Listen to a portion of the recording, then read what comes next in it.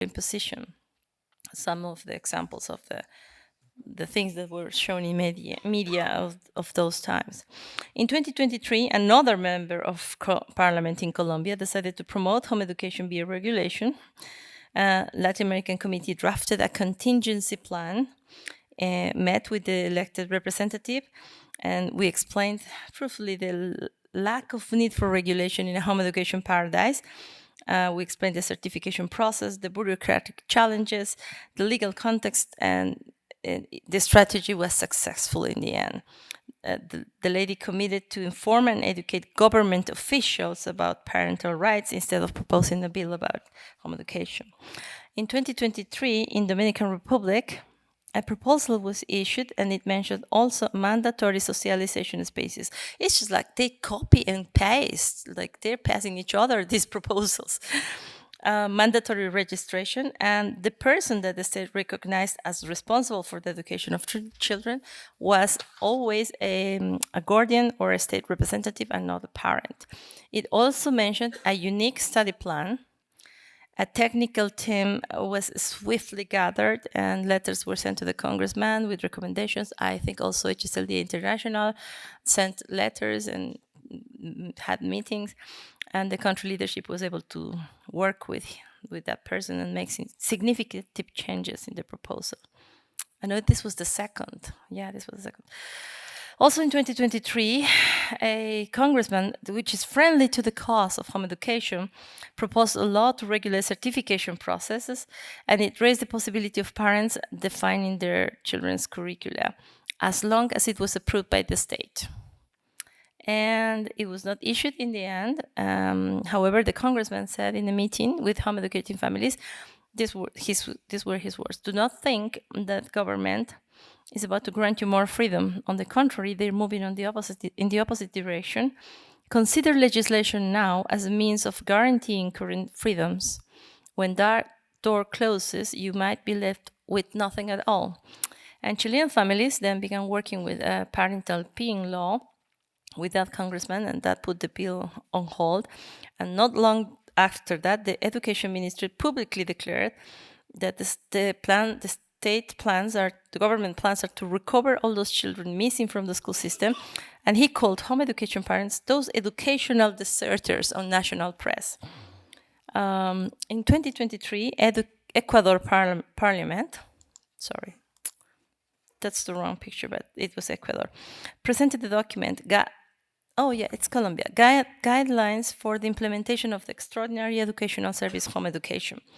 And it was a 58-page document that regulates each and every aspect of home education under a model implemented by the state, including possible association with the schools or school personnel, but which also accepts curricula from outside the country under the protection of the concept of human mobility, which is an exception in Latin America. Not all the countries accept that.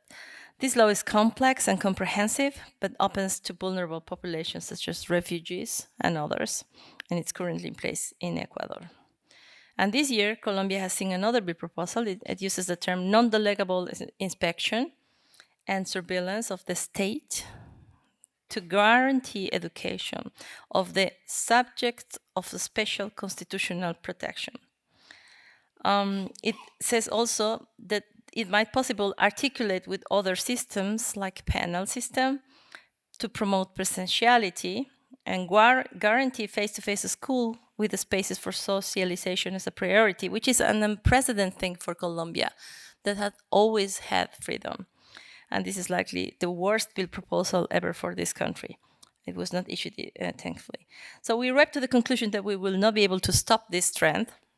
So we drafted our own defense bill proposal, if you may, as a countermeasure in order to preserve our freedom as possible. And well, we can talk about that some other time. Thank you.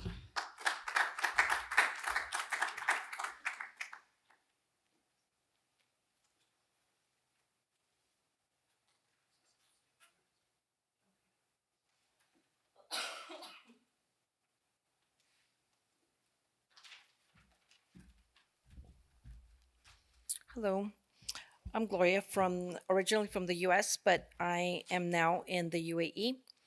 And Sameera was supposed, who you all know, is supposed to be here today, but I'm taking over for her.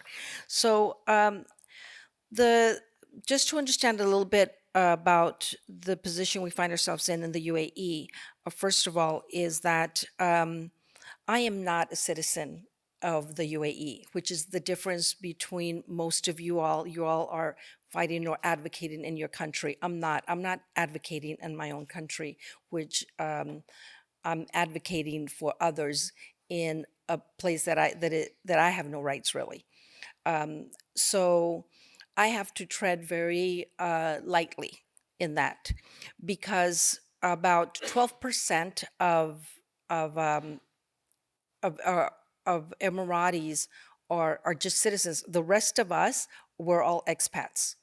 So when I came to the UAE about 10 years ago, we got there in June.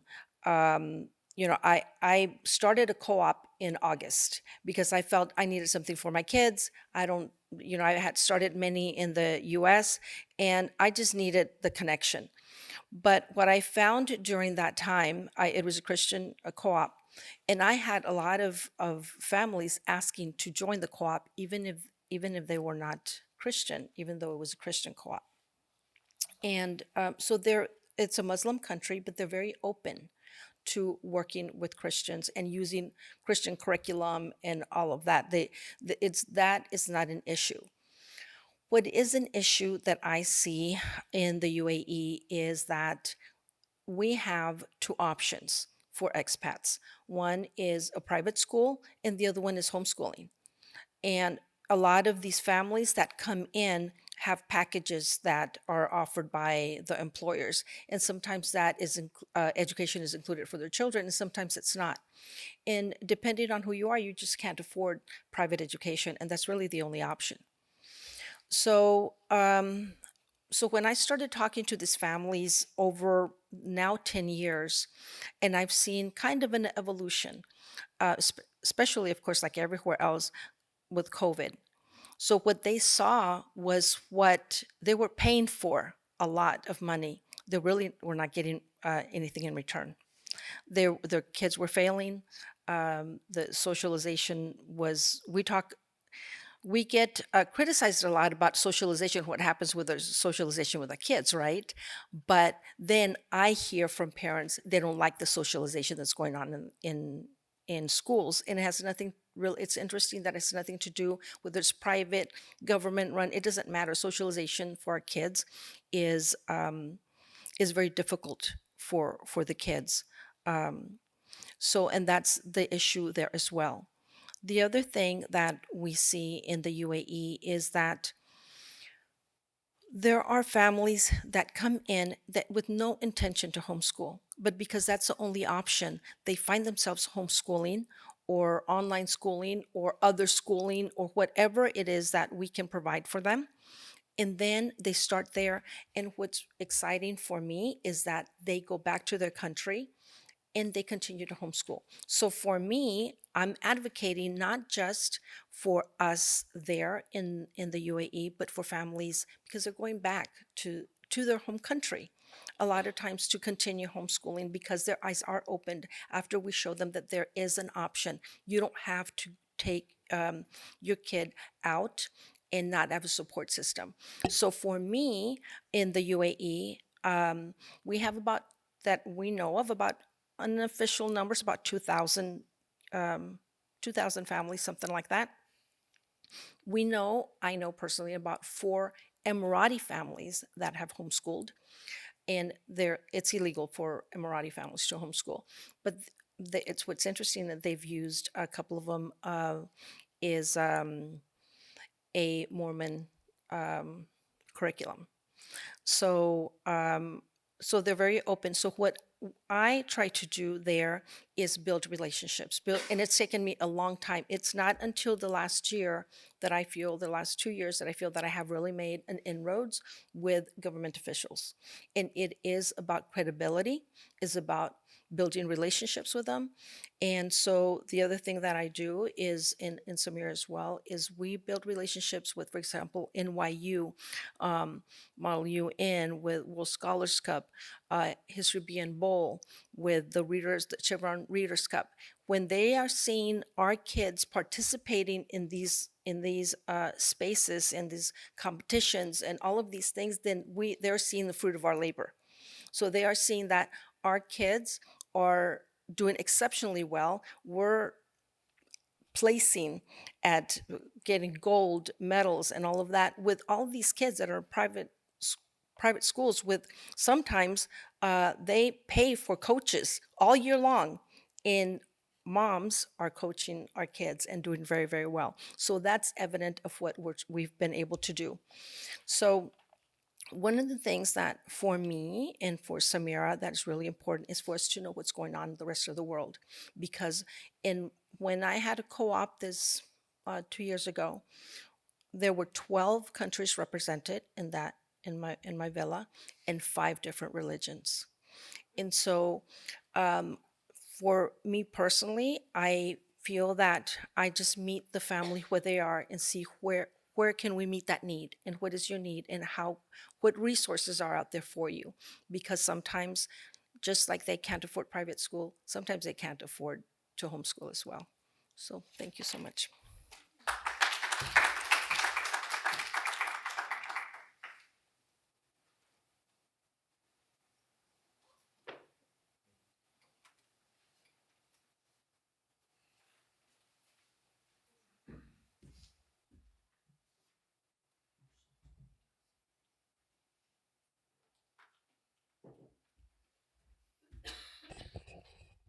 Afternoon, everyone. So as I shared yesterday, I gave a kind of a high level on what's happening in the Philippines, and it's a little bit different because it is legal to homeschool in the Philippines, and generally it is celebrated, meaning people are able to avail of it and are able to do it freely and enjoy the experience. We haven't had much friction with the government, if you will. But as I share these details, I talked about the reason why it's been working in the Philippines yesterday. I talked about the ABCs. What I wanted to do is give a little bit more of a legal, what does that look like legally for the Philippines, since I was asked to focus on that angle for this advocacy track. I want to share with you um, the actual framework that the Department of Education put together. So the Department of Education in the Philippines is what governs all of K through 12 learning, and it is national. We don't have state to state kind of decision making. It is from the top, everybody runs with the program. So we were able to work with the local government in putting this framework together. And when I say we, I represent 2 organizations. I am the chairman of the national organization in the Philippines called HAPPY, Homeschool Association of the Philippines.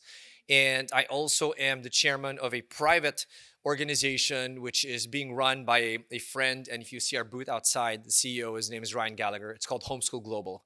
So in the Philippines, the way that we have been working with the government is, on the one hand, we help work with the framework. On the other, we work with leaders at the national organization level. So we equip these leaders so that they can then help the general broad base of families.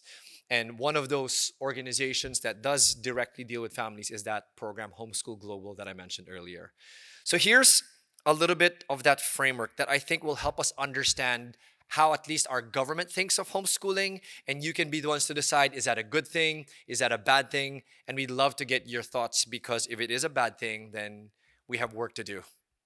Here's what it looks like. I'll read for you the opening page that provides a rationale, and I will close with a very interesting note as I do. 3 of various bullets, and if you want an actual copy of this, I can share with you the link. It is free online to download.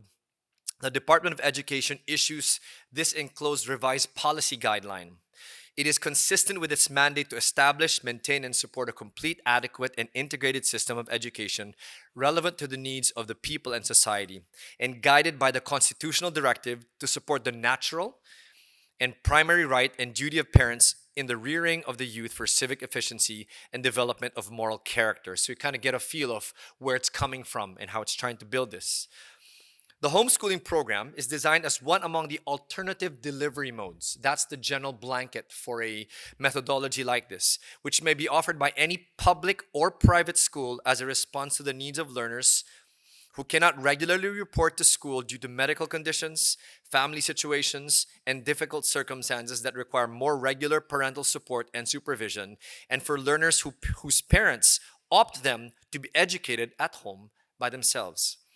It also actualizes Sustainable Development Goal number 4 of the United Nations, which aims to ensure inclusive and equitable quality education with the parents taking full responsibility for the education of their children.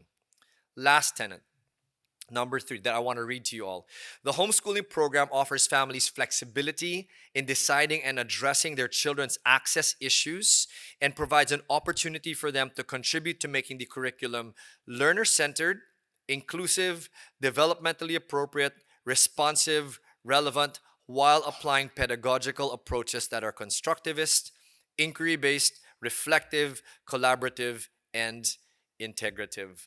So I think that helps set up the rationale for why the framework is being put together and kind of the thinking behind how the government views it as we have worked with them in helping frame this. And as I said, I wanted to frame it with an interesting note, or I wanted to close it with an interesting note. But before I do, in case you missed it yesterday, there's about anywhere from 15,000 to 300,000 homeschoolers in the Philippines. And the reason that gap is so large is because of how we define it. And even as the government has been able to provide a framework that we have helped craft with them, it's still a question mark in many of the minds of the people, and not everybody's able to be tracked. And so that's why it's such a broad number. The interesting note I wanted to close with, since I did share a little bit about the Philippine landscape yesterday, and I wanted to give you the framework right now, is when I was looking at the reference behind this document. This was released in 2022 of January as the pandemic was waning and as they scrambled and even asked us homeschoolers to train the public school teachers and parents so that they would be able to learn better from home. We worked with the GHEC or the GHEX. We worked with various folks. On an interesting note, when I looked at the reference of this document, let me read to you the reference here, and then I'm done. It says, one of the persons or groups that it's cited in putting this document that is guiding our country's framework for home education is Mike Donnelly, 2012, John DeGroof, part of the article they wrote, Homeschooling, Balancing Freedom, Autonomy, and Accountability in Education. So I wanted to close with this note, echoing kind of what one of our panelists mentioned earlier, that what happens around the world affects our respective countries. And we're so privileged and so grateful for the work that is being done by many of these leaders and has impacted our country. And we believe will continue to guide, govern, and change and improve as the years come. Thank you, guys.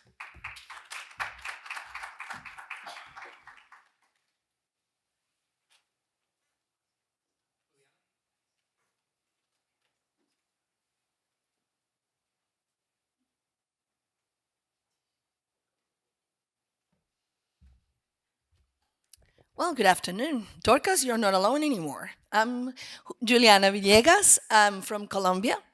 And Dorcas shared with us, and I appreciate that, all the attempts that they've been trying to block our freedom to home educate, but they've not been successful, thank God. When I started home educating, I didn't even know that this was what I was doing. I faced the first big challenge was I had a girl going to college and in the US, and I needed to present her, and I went to the local advisors and supervisors of school supervisors, and I said, I'm in this situation. What am I going to do? And it was, for me, it was like an angel sent, because he said, don't do anything, you are protected by our constitution. He was a school supervisor, so he was one of the ones that was supposed to tell me, you have to go take your kids to school, and he said, you are covered by our constitution, so just search for the right way, but defend your right to do what you're doing, because I think you're doing a great thing. Okay, so I took this guy's advice. So I'm not an expert on this. I was just asked to try and tell what is happening in Colombia. I did talk to one of the people that I'm going to give you the link at the end, that you may go into and search, because they're doing serious research about home education in our country and what's really going on. I've just been a practitioner home educator. I educated my 4 kids and the kids of my closest friends, and I just dealt with the different situations trying to get them through, and I've been very lucky to be able to do so. So basically, is this working? I've got to use this one, I'm sorry. So basically, our national constitution says that the government has to guarantee the freedom of tutoring, learning, and researching, and all kinds of magisterial teaching. So we just hold on to that and say it's in the Constitution and it's our right, and nothing is above the Constitution except maybe international laws. Then in the another part of the Constitution, it says education is a right of the person and a public service that has a social function. It pursues the access to knowledge, to science, to technical knowledge, to other goods, and to cultural values. And then there was a decree that they've tried to modify, but what I understand is really they haven't been able to change anything. It's a very extensive educational law that teachers are very, they love it. So they don't want it to be touched. And that's in our favor too, because within that law we are protected also. So they don't know that they're being beneficial to us by defending the law, but it's been great. So they've tried, as Dorcas explained better than I could ever have done, they've tried to introduce all these crazy like restrictions and ideas, but the law that is still in use and in function is this one. So it's a decree from August 2005. And basically, I'm obviously translating into English for the audience, but the following dispositions have a goal to rule the validation of formal educational grades for those cases in which the student may prove to have reached the knowledge, the abilities, and the capacities of each and every one of the mandatory and fundamental areas established for the basic, middle, and high school grades. So basically, what we need is to prove that our kids have reached the knowledge, okay? So we are guarded by that. So there are some special cases. So to have studied one or various grades without, okay, these are like when you go to the government or to the schools, there is a regulation saying that any school, private or public, that it has rendered, their students have rendered the national exams in a good level, is authorized to certify what students that don't comply with all the things or fall into any of these categories, they can certify what the kids have done. So I did take my oldest kids to these when they finished 5th grade, and I regretted it the rest of my life, but I did take them to a public school and submitted them to a public teacher an exam, because that school was allowed to do that. And then later I learned about umbrella schools and all that, and I decided I didn't have to torture my kids through that kind of examinations. So, but there are some, basically what I want to tell you is that there are some special cases that the government, the law says students may fall into these. So then you are allowed to do things differently. So we use any of these options if we want to be certified by public schools or private schools. But basically, umbrella schools have grown in like the main way that students get certified is that one. Okay, so I said this what Dorcas already told us. And basically, I really want to invite you to visit the investigation .ecc and if you want to write to them, they are doing serious research. I know Dorcas is doing part of the global research on that. They are serious people, and I'm really thankful for them because they were the ones that gave me a little information and backup to what I was going to say here. And there are lots of parents associations, teachers associations, Catholic people associations getting together. So that's the way we're doing it. So basically, I wanted to thank those people. And I just finished with this: Christ set us free, so stand firm and do not submit again to the yoke of slavery. We were free to be free, so let's be free. Thank you.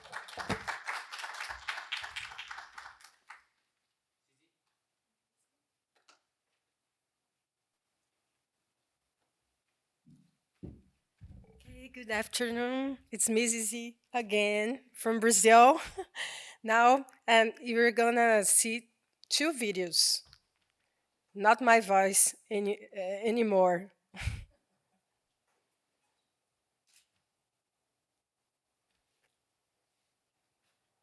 The first one is from our senator, Alan Rick. He was supposed to be here, but he couldn't, and he sent us a message. The first one's the another one. Okay. No, another one. Sorry. The heavy one. Yes.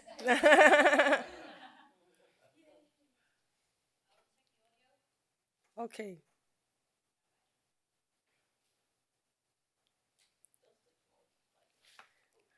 Is the slide number 3? Okay, let be me. This one. But I don't know how to do it. Sinto-me muito honrado pelo convite para participar da 5ª Conferência Global de Educação Domiciliar.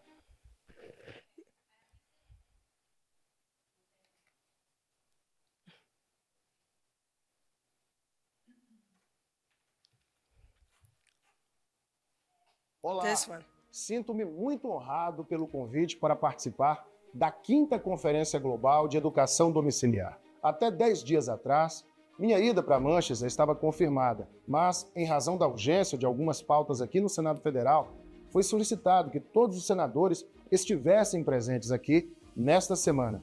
Por isso, tive que cancelar meu encontro com vocês. Mas, felizmente, a distância não é mais um problema, um empecilho, para que a gente possa estar conectados, para que hoje possamos falar sobre esse tema que muito me interessa e me agrada, que é o homeschooling. A educação domiciliar no Brasil começou nos anos 90, com famílias estrangeiras. A proposta foi rejeitada na época, mas foi um primeiro passo para tornar a educação domiciliar legal. Depois disso, por quase 20 anos, alguns projetos foram apresentados, mas quase todos foram arquivados. Restou apenas o PL 3179 de 2012, do deputado Lincoln Portela, para dispor sobre a possibilidade de oferta domiciliar na educação brasileira. Em 2005, alguns brasileiros decidiram tirar seus filhos da escola para lhes oferecer educação domiciliar. Eles foram criminalizados pelo sistema judiciário brasileiro, condenados a pagar uma multa e devolver seus filhos à escola regular. Um casal enfrentou o sistema de justiça e provou que seus filhos tinham mais conhecimento do que os que estavam na escola regular. Em dezembro de 2010, um pequeno grupo de brasileiros insatisfeitos com a educação regular do Brasil fundou a Associação Nacional de Educação Domiciliar, a ANED. Eles se uniram sob o princípio da legalidade, de que ninguém será obrigado a fazer ou não fazer nada, exceto em virtude da lei, como está na nossa Constituição. Como não há lei que proíba a educação domiciliar no Brasil, a associação começou a jornada para torná-la legal e regulamentada. Em 2018, o Supremo Tribunal Federal, a Suprema Corte do Brasil, reconheceu a constitucionalidade da educação domiciliar, mas considerou essa modalidade de ensino ilegal por não haver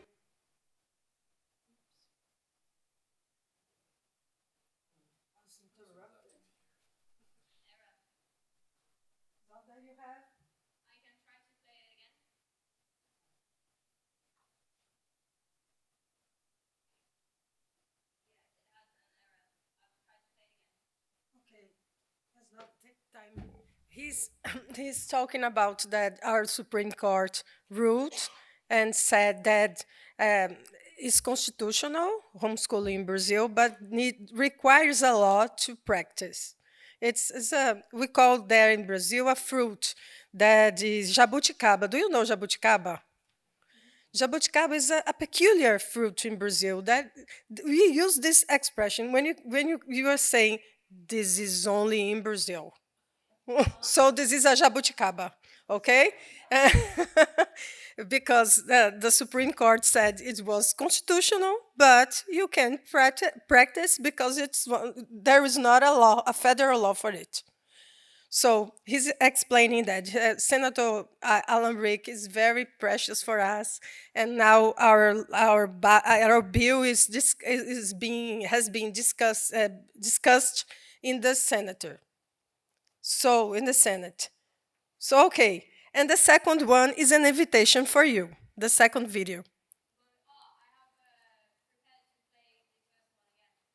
Oh, but they don't want to see it again. Okay, okay, we tried, we tried. Please, the second one.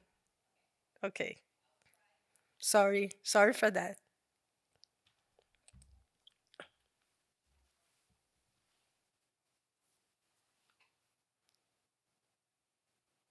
It's from the president of ANED, Vinicius, Carlos Vinicius.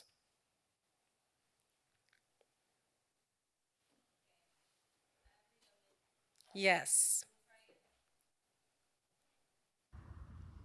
Hello, dear friends that are attending the Global Home Education Conference in Manchester. I'm Carlos Vinicius Reis. I'm from Brazil. I'm also a GHX board member, but I couldn't attend the conference this year. But I have a message for you. I invited you to know more about the homeschooling movement in Brazil. We are increasing so much, 50% a year. We are almost in the end of this year, we can achieve 75,000 families that are homeschooling their own children here. But the main challenge that we face here is to recover the freedom education that we had it in the past, but we lost in the last 30 and 40 years. And it is so important to you know what is happening here and to support the homeschooling families also, because they keep encouraging and also they keep together fighting for this human and natural right. And also, I would like to invite you to come to Brazil in next November 7, 8, and 9, because in these days we will have here the Expo Homeschooling Conference 2024, the biggest homeschooling conference for the Latin America.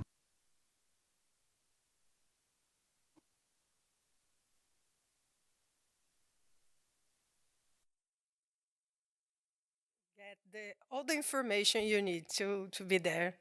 Please go there. We'll be very welcome. Thank you very much.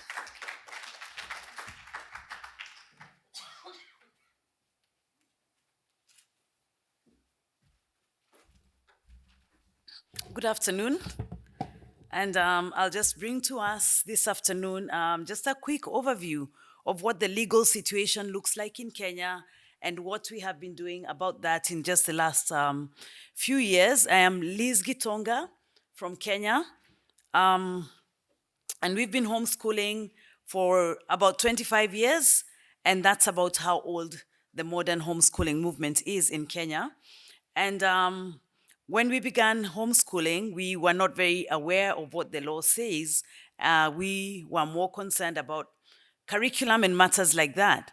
But after some time, we realized that this might be a concern in terms of just understanding, are we legal? Are we doing the right thing in the eyes of the government? Or might the government be, seeing us unfavorably? And so the guidance that we got at that time and passed on to other homeschoolers, our government recognizes formal education and informal education.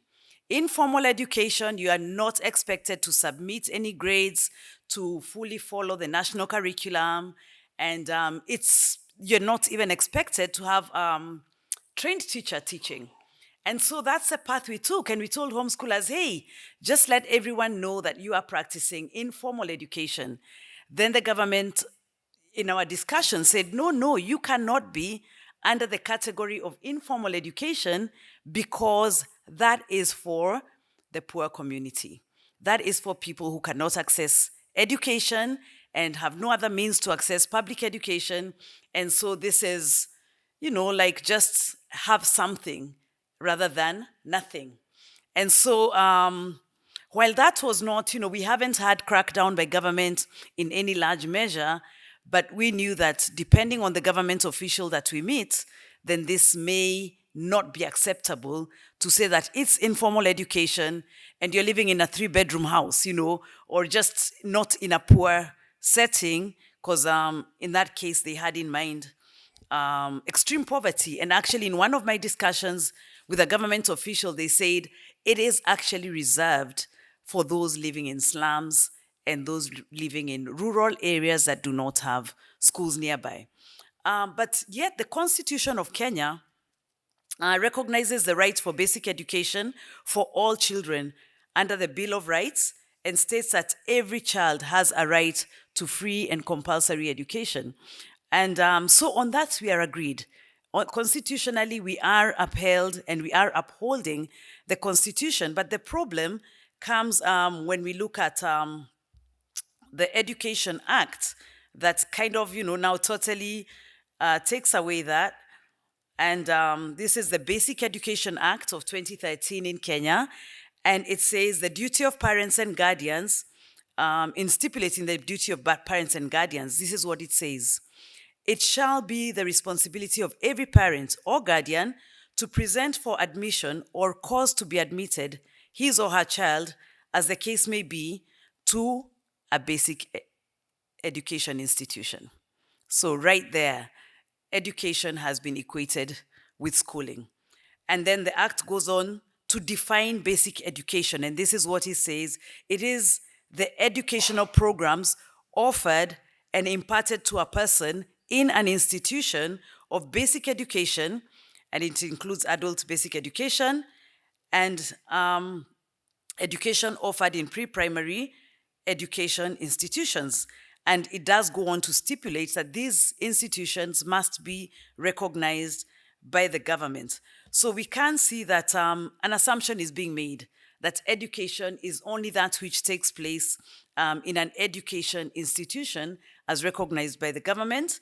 And so this assumption fails to recognize the home as a natural and primary source of the child's education, and it also fails to recognize the right and responsibility that parents can exercise in choosing to educate their children at home through pre-primary and primary, in their pre-primary, primary, and even up to secondary years. And so we then decided, well, just before we made that decision, and we have talked with homeschool leaders, and several years ago, the late Chris Davis, some of you may be familiar with him. He was a pioneer homeschooler in the US, and I think they had the Elijah Company with his wife. And he had a conference with us and said, you do not want government recognition. You want to stay under the radar because once government recognizes you, they control you. And so we've kind of vacillated between those positions. But when an opportunity presented itself 2 years ago, there was a review of education.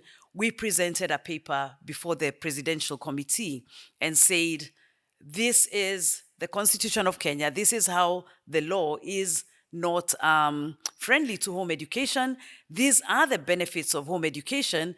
And more importantly, this is how Kenya will benefit from allowing and recognizing home education. And I gave the argument that Kenya is going to be left behind, and we don't like being left behind. We said other countries are embracing home education. They are gaining. Look at all the gains and see, look, our schools are overcrowded. We have a shortage of teachers. We really need to get this going. And so that's where we are at this point, just in those kind of discussions. They did give a response to that and said that we need to get together and develop guidelines, but that is still going through a parliamentary consent process. Thank you very much.